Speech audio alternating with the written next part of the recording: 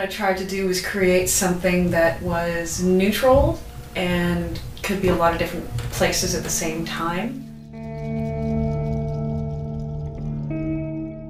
They still live in our world, but their world is broken. Just as people, they are broken and everything they touch becomes broken.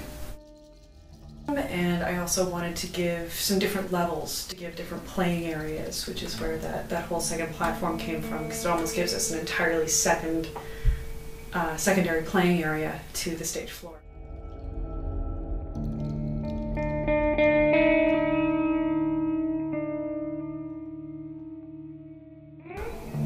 Finding something universal that's sort of then and now, because the play is quite universal. It exists then and it exists now.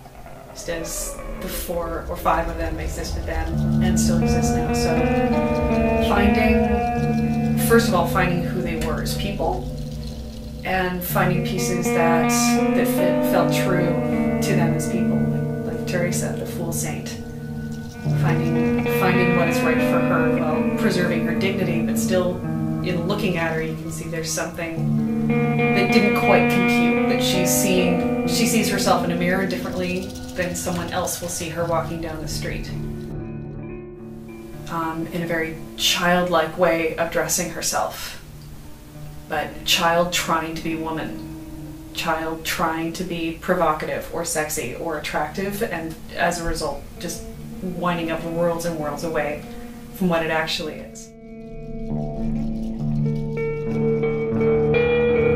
I thought to give the play a little bit of something different. You know, you don't want to approach it the standard way with the sound. You want to give it something that sort of reflects the characters, the location, the time. And I sort of was thinking about, an influence would be Neil Young's score for Dead Man, because he just sort of watched the film and just played guitar along with it. And I thought, you know, it just gave it such a nice edge and an atmosphere at the same time. It was really honest and raw, and that's the approach I sort of wanted to give it in terms of the music.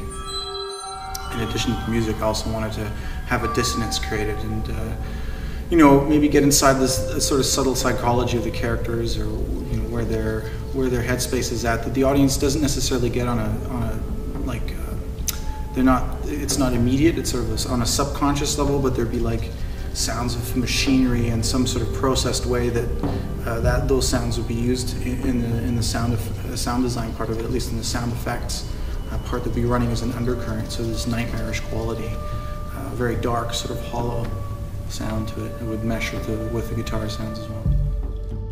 So if they're thinking more about the characters and the people than about what they were wearing, then I think I've done my job in supporting the character, which is what I'm aiming for.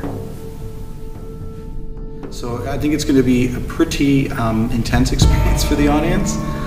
It's really going to draw them into that nightmarish world, especially in the transitions, and sort of take them out of just thinking about it in ordinary terms, I think, and sort of thinking about it in just slightly out of the ordinary terms.